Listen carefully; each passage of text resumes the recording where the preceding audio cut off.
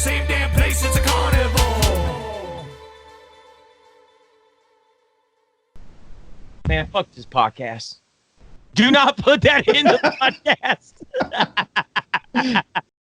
It's a fact. This is the real fake news. It's a fact that we're horrible at this.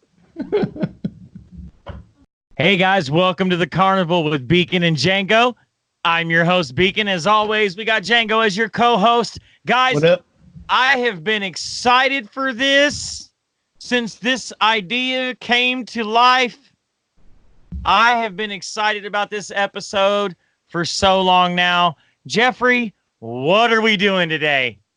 We get to talk to Cyanide Hook out of Oklahoma City. Well, I get to.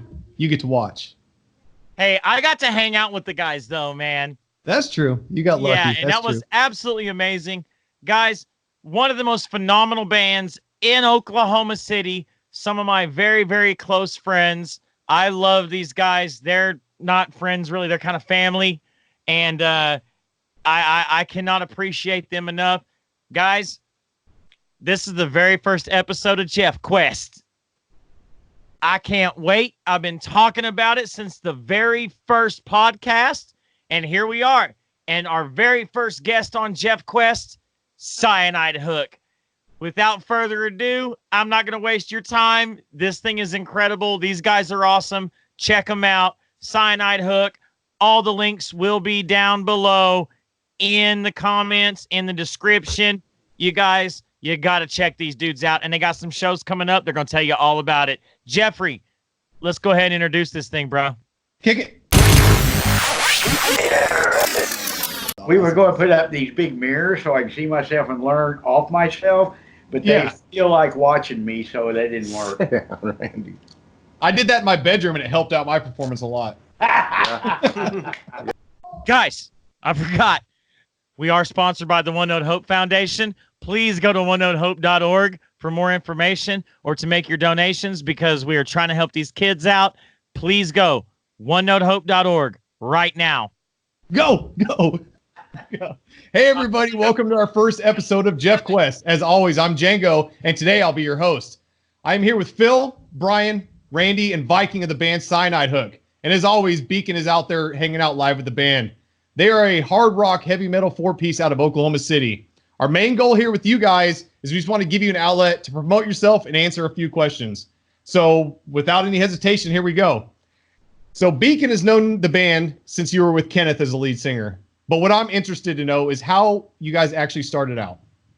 Well, thanks for having us on Jeff Quest, and thanks for having us as your first band. It's a real honor. The way we started out, me and Brian have known each other, and Randy. We've all known each other for a very long time.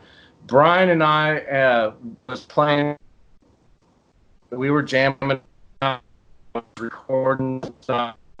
That kind of turned into a project with another singer and Randy, and then that was a rock hip hop thing called Platoon of Goons, and that kind of fizzled out when that singer left and left me, Brian, and Randy. And then later we decided to go back to our roots, which was rock and heavy metal. And I started writing some stuff, and we started looking for singers. And we eventually found, like you said, Kenneth, who was a really good guy, great guy. We found him.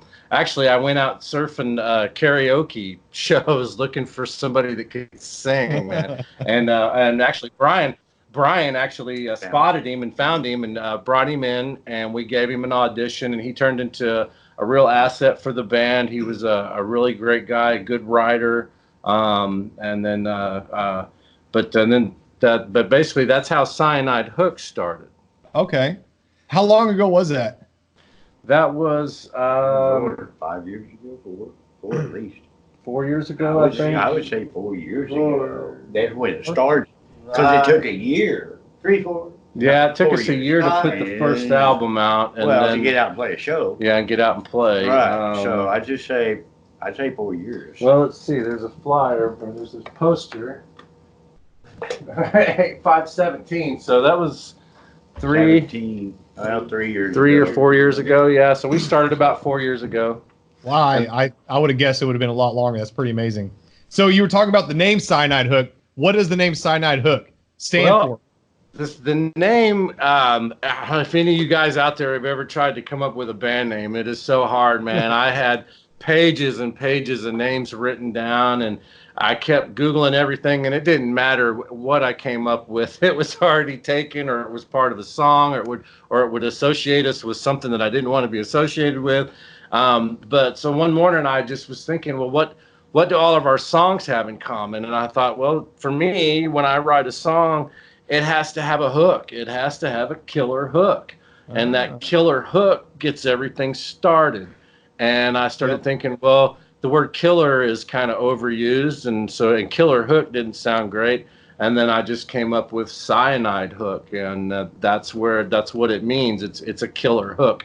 It's something that sticks in your head and makes you want to hear it again. That is awesome. Has this band currently always been Cyanide Hook, or was there anything else before Cyanide Hook existed? This band. No, this band has always been under Cyanide Hook. Yeah. That's awesome. That's awesome. So coming from your past and your influences, I don't know much about that. I've heard you guys play. I know your style of music, but what kind of music did you grow up with that your parents listened to? Maybe that got you into the style of music that you want to play now? And how does the differences between what each one of you grew up with help write the songs you're writing today? Wow, that's a great question. I think that it makes a big difference on what you listen to growing up.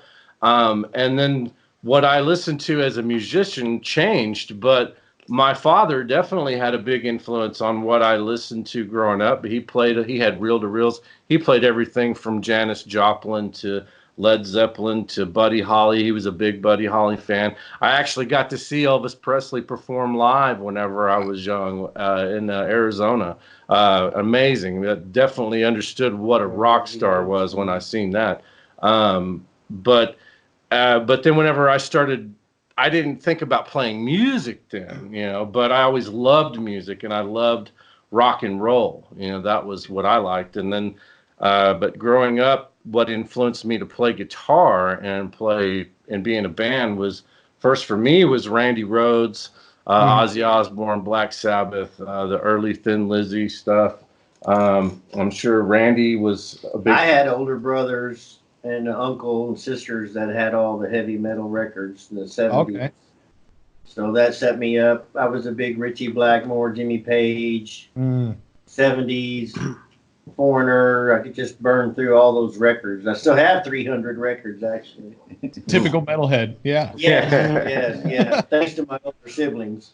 Yeah. I grew up in different music. I'm from a different element. What I do, my style-wise, is I play to what's provided to me and then go off the suggestions of the songwriter, being Philip mostly, right, that tells me this is what I'm hearing. So, okay, let me try that. So a lot of my stuff may be coached on because of the material, but I'm able to play different varieties of material in that fashion to be open for suggestions without playing with an ego. So that's what makes I can tie in tight with Philip on what he does. And we've been together a long time doing this kind of thing. And that's how the cake gets baked, basically. Yeah, Brian and I were originally in a band back in the early 90s, and then we set different ways and went to different bands. Right. He's been in good blues bands. He's been in his influences. I love Elton John. He's a big Elton John fan. So a lot of his influences and the differences in our influences definitely makes a difference on the way we write. And then adding in Viking and him being younger, but he still has the love for Dio, I mean, which is one of I grew up, Dio is one of my idols. I hear that. He fit right in immediately. I grew up, my mom listened to a lot of 70s and 80s music, so I grew up listening to that, and then we moved down to Oklahoma, and I got exposed to like country music and stuff. So I grew up with a more eclectic taste in music, but my favorite has always been metal. Metallica is one of my favorite bands in the world. I've listened to a lot of them, and I've listened to a lot of Shinedown. And then as I got older, I started getting more into Viking metal, specifically from overseas. Right. And I think what's influenced my style most is what I listened to the Viking metal, and then of course all the years of singing along to Metallica and to Dio and all these other different bands at Shinedown. So I think did the hair metal and the heavy metal influence your voice, or did your voice style influence you singing heavy metal? I've always wanted to sing heavy metal. Uh-huh. Because like I said, it was one of my favorite things. So that got me wanting to sing heavy metal, but I never thought I could until I actually started learning how to sing. Right. And once I started learning how to sing, and because I was doing it for theater, and as my singing technique developed, I started the more musicals. We started doing some kind of rock musicals. Right. I was in an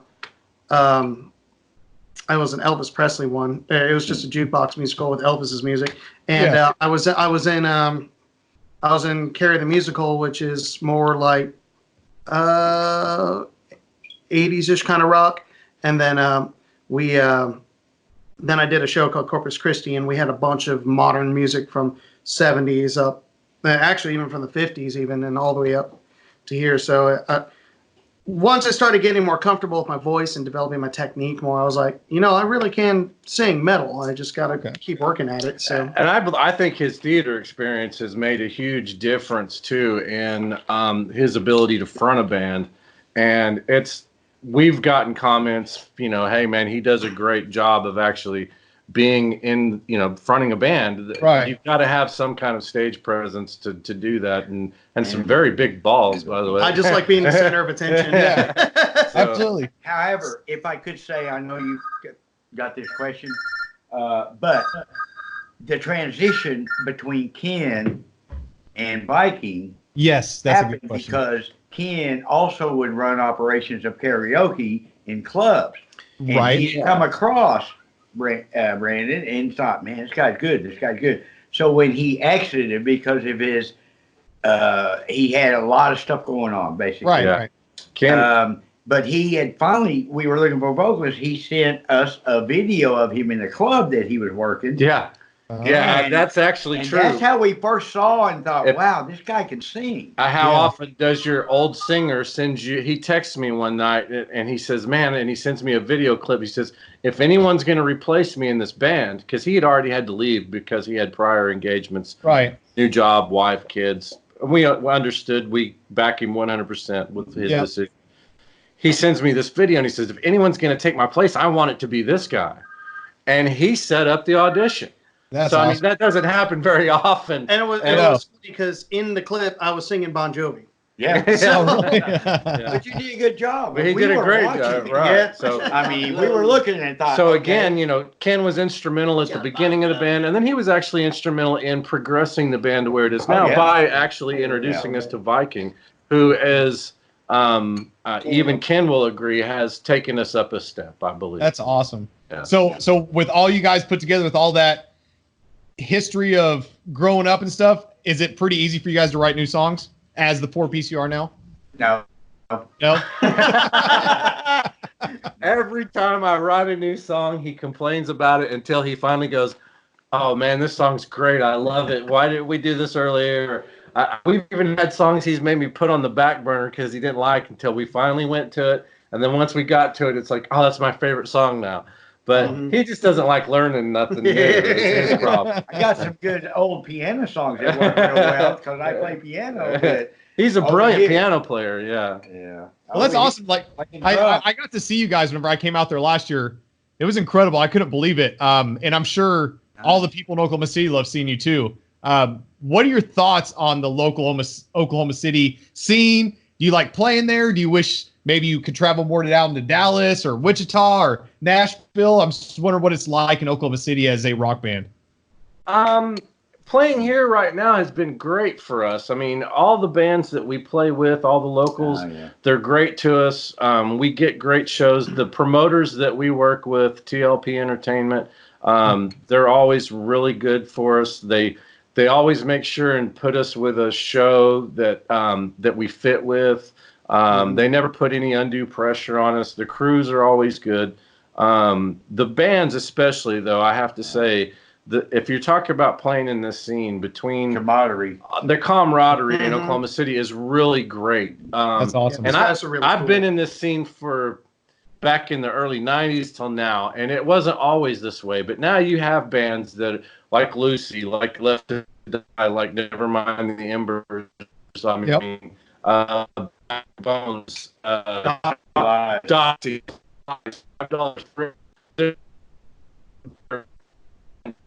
musicians. None of them have an ego. They all just want to play and do great shows. That's all they want to do. They don't give a fuck who goes first. They don't give a shit who sold the most tickets. Yeah. They just want to play.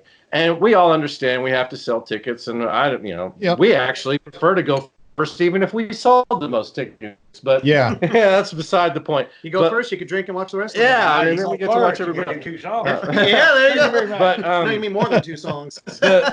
We have played outside of Oklahoma City. We have been down to Lawton, down to the Railhead, and that place is amazing. They were great. We love the people at the Railhead. We went to Tulsa and played at the Shrine. The Shrine was great. We had a bad experience there because of the way the show turned out. But nevertheless, we would go back because the people there were great. I don't have any issue with that. But we're playing. We've got great shows coming up. We're getting to we always get to open for national acts that come through, whether it's even at the smaller club, and now we're going to get to open for Texas Hippie Coalition at the Diamond Ballroom, which is a bigger venue, a big venue for us. Our first big venue. That's coming up February 8th. February 8th. Yeah. Okay. And that's also with another promoter, DCF, and so David Fitzgerald concerts. So we appreciate them as well. But we haven't had any bad experiences in the Oklahoma City area. I mean, as far as the competition, it's not really a competition. There's competition because you want to go out and prove your ass and kick ass to the public that shows up and go, who the hell's this? Wow, cool. But in the aftermath, when you're all mingling bands and bands and bands, you're all good friends, and you're all like, man, good job, great job, great job. I mean, some of our best supporters are guys in other bands. Left to Die is a huge supporter of ours, and they're amazing. One of the biggest metal bands around. They don't have to come out and support us. They got they're there. I was here last night. Yeah, but that's not the way the scene is anymore. So and we appreciate that. And we feel honored to be a part of it, actually. Do you feel like the scene is growing? Like more national acts starting to come through Oklahoma City, or is it kind of staying about the same? Or I'm not sure. I wouldn't really know if it's growing or not. I mean, we get a lot of shows through here 3 times. Yeah, some of the shows we have seen a lot of the same acts coming through. Right. But It varies. It varies. Sometimes you'll get a sweep of like, wow, because we're going to play March 6th also. Right. Yeah. With Sons of Texas. Sons of Texas. And it also depends on the venue too, because right. you have like really big name national acts coming through. They're going to play at casinos or something. There's lots of work to be done. I mean, a lot of the bands that I mentioned that support us, we all support them, but we don't actually get very many chances to play together because we're all playing somewhere else. Right. Or we're playing, or we play to the same crowd, so our promoters don't want us all selling tickets to the same people. Yeah. People at that one show. You can't have 6 bands that all sell tickets to the same people at the same show. It's, it makes I guess it's not a bad problem to have, though. That you guys are always playing. So I mean, that's actually a good thing. So with you guys starting to play a lot of shows now again, with having to replace a singer, how has Viking taken over as the front man of the band, and how has that changed the dynamic of the band? Viking has done an amazing job coming in and taking over. When he first started, I mean, of course, coming into this situation with a band that's already out and playing and doing gigs. I was terrified. He had to have been terrified. I'm sure he was. But he stepped up to the plate. And not only did he learn the songs in an amazingly fast time, which again I attribute to his theater experience and having to learn all those lines. He learned the songs really fast, so that helped us stay. We didn't really lose a step. I mean, it took a little while. We sagged. We sagged, but we didn't lose anything. And then whenever he was ready and we came out, we can't deny we actually gained, because the feedback from our fans was undeniable. They were like, "Wow, we didn't know you guys could actually sound like that." Was a quote. I remember vividly from our very first show with Viking at the Root, and that was actually one of the shows that our old singer came to, and he himself was like, "Man, that was amazing," you know. And so we know we stepped up, and having him I believe has opened up a lot of extra doors for us that we didn't have before, just because he has an extra presence and he has an extra something. And not to take anything away from Ken, like I said, he was a vital part of the band. He helped us get where we are. He's a good writer too. Great writer. Yeah, very good. I love the songs. And we still do a lot of the songs that Ken wrote with Ken's blessing. He actually loves the fact that we still do some of his songs. That's awesome. Which again, how fucking cool is that? You don't find that very often. No. He's like, that's copyrighted. It's mine. So that's awesome. Exactly. Yeah. So and he's actually one of our biggest fans still. So. But yeah, he took over, and it was a great thing for us to have a new front man. I believe. I mean, don't you guys think that? We had tried out and went through about 3 to 4 singers at one point. Oh, wow. And right away, you could pretty much tell that this isn't going to work. And you go through the evening, and you're kind. Yeah, man. Okay, we'll call you. You know, that wasn't bad. Yeah. But when we saw the video and Brandon came over, and I was joking with him, I was sitting on the porch, and he was walking up, and I knew who was coming, but I said, "Oh, are you Claude?" I'm Brandon. Way to make my nerves shoot through the roof. Well, I guess Claude's coming over later tonight. So made him think there was someone else coming to try out after him. Yeah. So, that was very cruel, but that's Brian. I know, we have fun. That's how that inside joke. But yeah, now we have. Us talking about Claude. We always talk about Claude, who doesn't exist. Yeah, there is no Claude. We have thought about renaming. This is Cyanide Hook, and we have thought about renaming him Claude, just to give Claude an actual persona. Yeah. But this is Cyanide Hook. He's a sharp fellow. Yeah. I like how you did it with all the fish hooks. That's really neat. Yeah. So with Viking being so much younger coming in, and you guys having so much experience, if there was a young band coming up in the Oklahoma City scene, how would you, being around the scene for so long and your age, able to give you so much more experience and give you the advantage over everybody else that could be around? That's a good question. I mean, other than really just contacts and knowing the right people to call and talk to about getting shows, because I've been around and done it for so long. Yeah. Other than just, the older you get a little more seasoned. Perhaps maybe the writing gets a little more mature. I don't know. I would recommend to younger bands to not to do anything different. Most of their energy carries them. We can't. You're not going to see me running and jumping up on tables or running down. Because if I fall and break my ass, man, I mean, it's quite possible. So I don't know that it gives us an advantage maybe. And okay, can I say this? Sure. I feel like when you come to the bottom line of it is, if you're in an original band, your music's original, and it can be whatever avenue you take. Right. And when you talk about us being in the metal scene, this and that and this and that, when Philip writes the music and we assist him on changes or this or that, they do a lot more than it's his. So when you talk about we're old at this aspect, and then you go to the younger bands are going to have their own ideology to come up with their material in whatever fashion. And if it happens to be heavy metal or whatever, it goes in a certain fashion. And they come up and they play it and they go, we like what we're doing, just like we like what we're doing. Mm-hmm. And it's not a competitive thing like my stuff's better than yours. It's a matter, can I get out there and exploit my band, my ideas, my effort, rather than competition? Because around here, nobody's getting signed. I mean, unless you're, it's just a thing about doing it because of your passion, regardless how old you are. And sometimes you just can't quit because you know you can do something good. Right. But I'm guessing with your experience, you're not chugging 30 racks and burning guitars on stage anymore.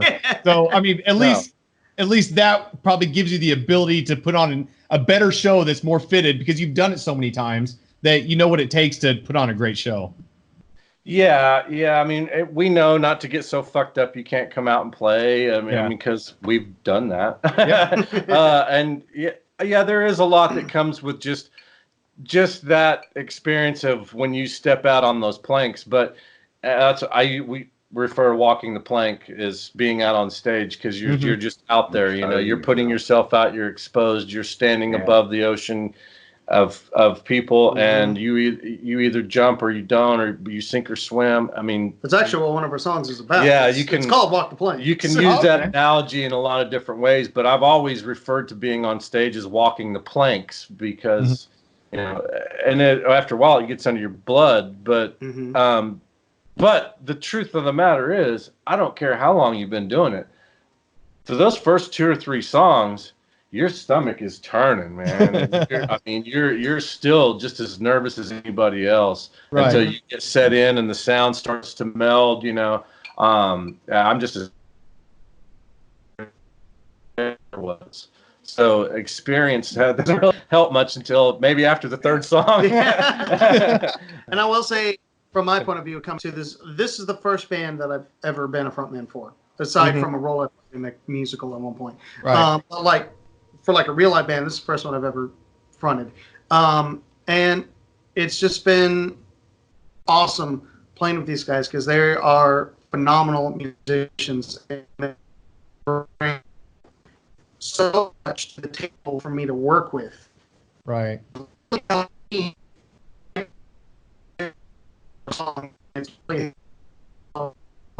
Singer.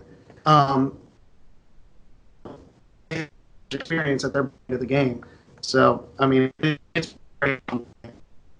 And I have to say, for someone to step into this, and I could see where that would be really intimidating because of our experience. I mean, Randy, he's the king of the cover tunes. That man can play any song you name on guitar. I believe he's banned from some radio stations from calling in because he wins all of their concert tickets. Oh yeah, I remember that. He played 3 notes and he knows what song it is. I mean, he'll tell you the most obscure stories about band members too. So I could see where. I mean, when you come in here, I mean, we are seasoned, we are older, so we have good gear. You know, we've been around long enough to have saved money. I mean, when you come into our jam room here, you see Mesa Boogie stuff, and you see D-drum, you know, and everything in here is probably quite intimidating.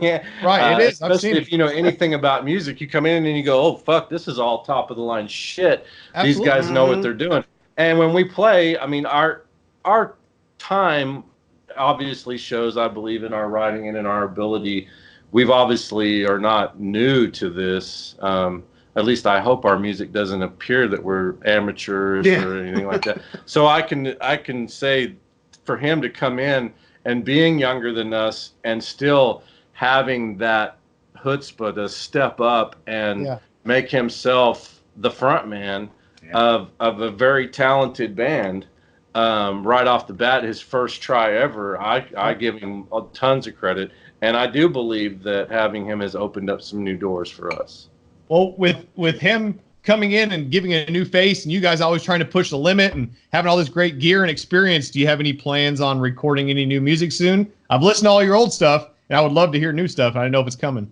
I'm very proud of the new stuff that we're doing, and I can't wait to get it recorded right now. It's a matter of finances. We're looking around. We've talked to a few people that have expressed the want to help us with doing some recording, as far as, you know, actually engineering and stuff like that. But we haven't been able to really nail down any price or time or anything like that yet. But I am looking forward to it. I really want to get.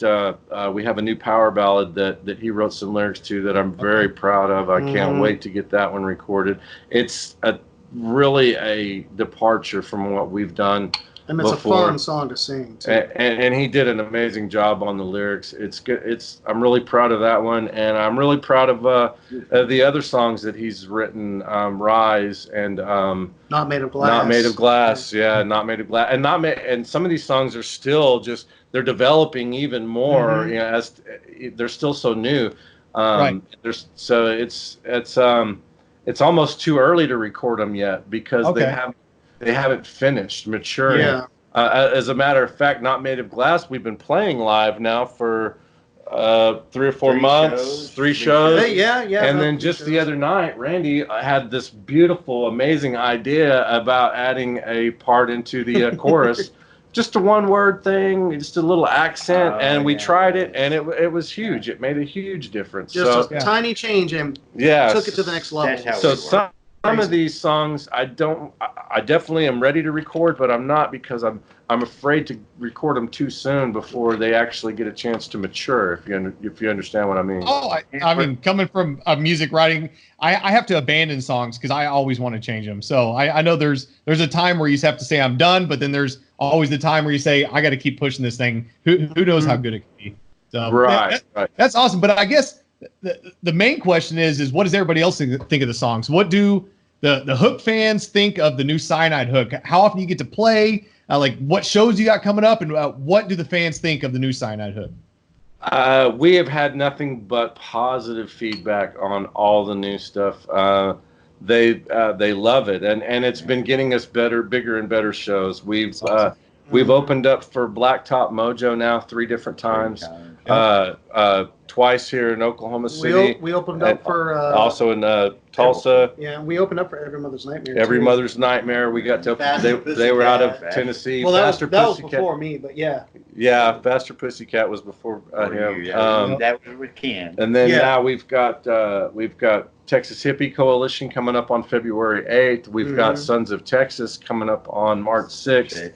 And Sons of Texas is a new band out of Texas, obviously, that has been getting a lot of good press. I listen to them on XM radio. Yeah, they're really, awesome. Yeah. I love those guys. I hear they're a lot like Pantera. They got a really good, solid hook, you know? Yeah, so, absolutely. Yeah, so we're really excited about that. Yeah. That ought to be a great show, too.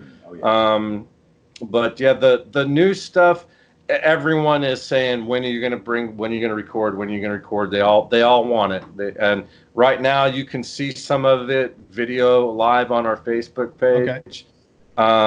But we do not have it recorded yet or available for streaming or for download or for CD. Yep. Hopefully, maybe with everybody's taxes coming in, we might be able to get some studio time somewhere. Not with mine. I ain't gonna get much. We'll see. I hope to not have to start a GoFundMe page. Right. Hey, if we have to. I mean, but at the same time, I am definitely looking forward to it, and we will let you guys know at Jeff Quest. You'll be one of the first ones to know, and maybe we can have another interview then, and you guys can maybe review it for us or something. Yeah, that would be wonderful. We'd love to do that. And some of your other stuff, is it on like Reverb Nation or YouTube? Yes, you can find us on Reverb Nation as well. There is some stuff on YouTube. I think most of it is static, just the album cover with the song. Okay. I believe there might be a recording of us at the Root on YouTube somewhere. Maybe, but most of the videos, most of our newer videos will be on Facebook. If you can go to Reverb Nation. You can go to iTunes and Spotify, and find our album on there. But that's with Ken, the previous singer. So it's not me singing; it's Ken singing on that one. Yeah. Okay. Well, is there any page? Yeah. And it shows back in June-ish when Jason came out and filmed this. Yeah. Right. Yeah. So there is some really good video on our Facebook page. Yeah, I've seen some good ones. Brandon, so like I said, just check out our Facebook page. You'll see the videos on there. And there may be some sound on there you guys can pull off and use. Yeah. Yeah, definitely. And so what are the next 2 shows you got coming up? February 8th at the Diamond Ballroom. Okay. With Texas Hippie Coalition, and then are tickets still available? Yes. Tickets are still available through us and also through eTix. Okay. And I believe some of the Save-A-Lot stores or something like that. You can go on our page and message us if you want. The tickets are $20. And then we also have tickets for the Sons of Texas show, which is March 6th. March 6th, yeah. That's going to be at City Limits. And those tickets are $15.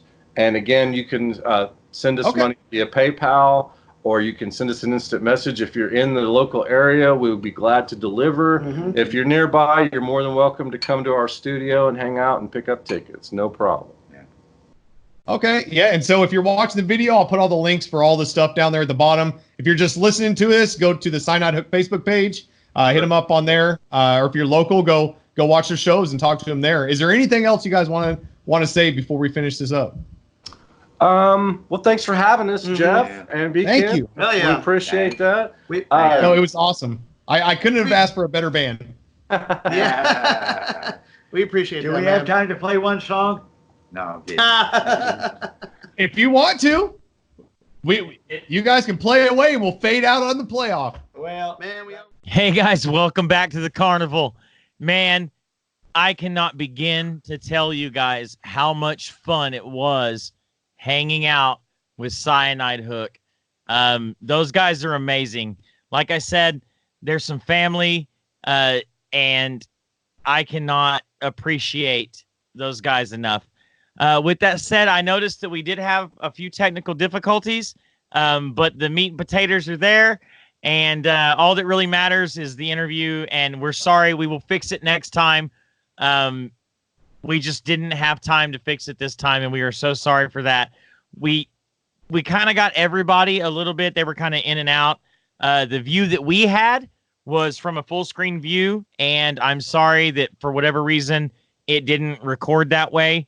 We didn't have time to go back and redo it, and Jeffrey will vouch for me. We do really apologize for that, but the guys were in great spirits, and we got some great footage, and you guys are very, very lucky because that is one of the best bands in Oklahoma City right now. Jeffrey, what was your experience with Cyanide Hook?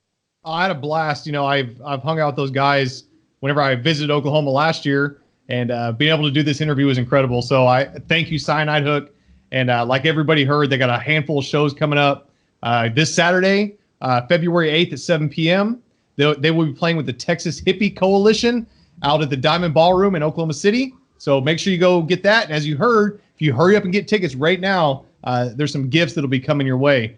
So make sure you send those pictures to the Instagrams of either One Note Hope Instagram, which is at One Note Hope, Instagram, Facebook, whatever you want, or hit up the Cyanide Hook Facebook page or Instagram, which are both at Cyanide Hook, I do believe. And then on March 6th at 7 p.m., they're playing with Sons of Texas out at City Limits. So make sure you go hit up one of those shows. And like we said, if you get some tickets for them, you know, we're here to help them. They're helping us. We're both local out of Oklahoma City. So we're trying our best to do what we can to help each other. So this was a great thing, and there's going to be more to come. I can't wait. Yeah, man. I can't wait either. Jeffrey, remind them of what they get if they buy a ticket. So we've put together some shirts that are Cyanide Hook shirts that you can wear to the show, and it'll have the whole, you know, sponsored by One Note Hope, and you know, maybe some hashtags on something cool, make it cool, and we'll make sure you guys get those. So don't sleep on it, because they'll be one-of-a-kind T-shirts. They'll never be made again. Yeah, we're doing these T-shirts for. Did we say both shows, or did we just say the one? No, I'll do them for both shows. You're gonna do them for both shows? Yep. You guys heard it from the man's mouth. Yep. He's gonna do it for you guys. Buy a ticket to either show. You're gonna get a free T-shirt, courtesy of the One Note Hope Foundation. And you can always go to onenotehope.org to check out exactly what we do. It's a phenomenal cause. It's all about music. It's all about kids. And we can't be more proud of what we've accomplished to date. We've only been a company for a year now. As a matter of fact, we just passed our 1-year anniversary. January 28th. Or 23rd? Yeah. It was 28th. Yeah. Yeah, was it January 28th? Yeah. January 28th was our 1-year anniversary as a foundation, and we've helped some kids out, you know, yeah. And we felt really good about it. It's a great cause. You guys go check it out. OneNoteHope.org. Once again, I'm BKEN. That's Django. You guys, we've had an amazing show. Thank you so much for being here for the very first Jeff Quest. We will see you guys next time. Thank you, Cyanide Hook. I'll see you at the show. Jeff, I hope can be there, but it's 4 days away, and that's a lot of planning. I'll probably live stream it. We'll probably live stream it for Yep. Jeffrey, no doubt. But guys, I will absolutely be there. We love you. We will see you guys next time. Thank you so much. And don't forget, ONENOTHEHOPE.org, and check out the very next episode of The Carnival with BKEN and JEFFERYJOHNSON. Peace.